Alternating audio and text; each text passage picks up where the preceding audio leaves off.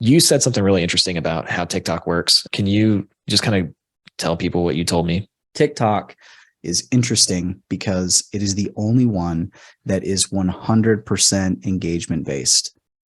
The time that you post does not matter.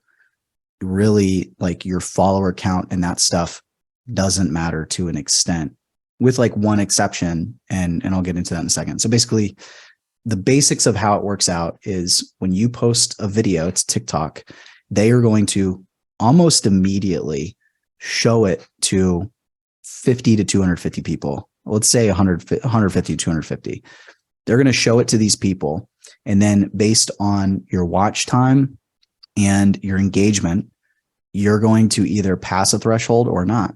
And if you pass the threshold, they're going to show it to more people. That won't happen immediately though. So a lot of times you'll see a video and it might show like 5, 10, 15 views. And then 5 minutes later, it shows 250. And then 2 hours later, it starts to grow. And that could be a slow trickle, or it could be an explosion to 10,000 views. And it's because they've found, okay, you're getting good watch time and you're getting a percentage of engagement.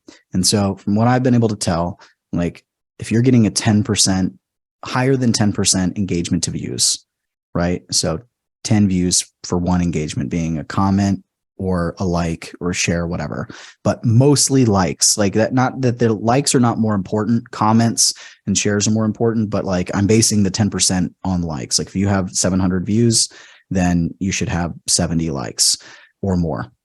So if you have that in conjunction with very good watch time, then it's probably going to go up. Now, if you're doing a video that's 5 to 10 seconds, you're looking at 100% watch time or better, plus that 10%. So like they're looking for these thresholds in order to push your content. And then it goes to another one. It might go to 1,000 and then 2,000 and then 10,000. And so you tend to see this. And so like the video that I had go viral, the first time it hit 10,000, and then there was like nothing for a while. And then all of a sudden it went to 50 and then nothing for a week. And like, I remember it getting up. It was my first one across 100,000. And then obviously everything after that, it was at 250,000 and it stayed there for 2 weeks. And then all of a sudden it went on another run. So when you post, like you're testing, like you're trying to see what works, but it's kind of like, that's the process of like how videos are displayed and determines what your views are. Has nothing to do with your subscribers and everything like that. The way that it can get modified is that what I've noticed from other accounts and from my own is once you start to have videos hit and once you start to get more followers, your threshold goes up. Now your videos aren't hitting 250, they're hitting 500. Now every video is hitting 1,000. Now every video is hitting 2,000. Like the average views of every video, including the bad ones, goes up. And so when that happens, you're able to hit a bigger segment, and you're more likely to hit a group of people that really engage with that. Because you have to remember these algorithms, it's the same thing as like with Facebook ads. They're showing it to people. And then out of that 250, so like if they're going to show it to 1,000 and they show it to 200 first, and they go, this group of the 200 really engaged and this group didn't, let's find more people like the group that engaged. And then they're going to try and show it to that group. And so you're basically, when you have a bigger following, like you have a bigger chance of like finding that engaged group and hitting those metrics. But it's why somebody has never posted before can post a video and go viral. Right. And the example I gave you was I had a client, fourth video ever, 3.7 million. He added $80,000 in recurring revenue because we had taught him how to do the funnel and all the stuff that you mentioned. Like we taught him, he had that monetization thing in place. But the reason that's kind of the background, but the reason that it's not always a good testing thing is because they're showing your video to 200 people, 500 people. What if they show it to the wrong segment?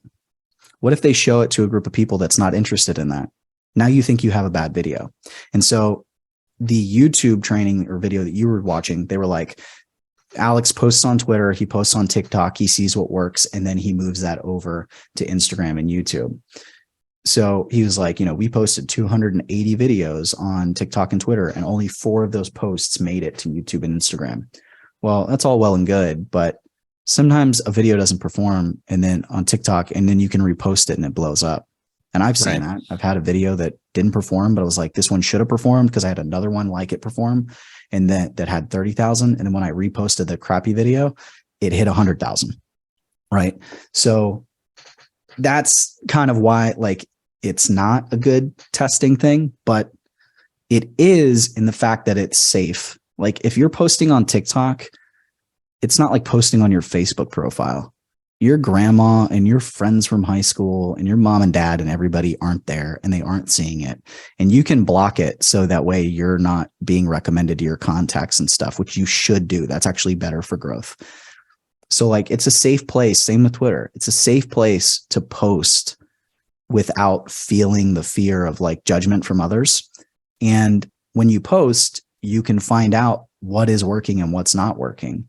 And so you'll find certain subjects work better than others. Like you talked about, we're really good at the products and the conversion of products and that kind of stuff. That's great. We are good at that. Content about how to grow on social media is always going to outperform content on how to monetize your following on social media, because there's more people that want to grow for different reasons. And there's more people that are at the beginner stage. It's just a bigger pool of people. You should test on those places, but you got to remember that a signal that something is performing well generally means that content on that topic will perform well on another platform, but it doesn't mean that video or TikTok or tweet will perform well on the other platform, because it's about the subject matter. But now you need to repurpose it.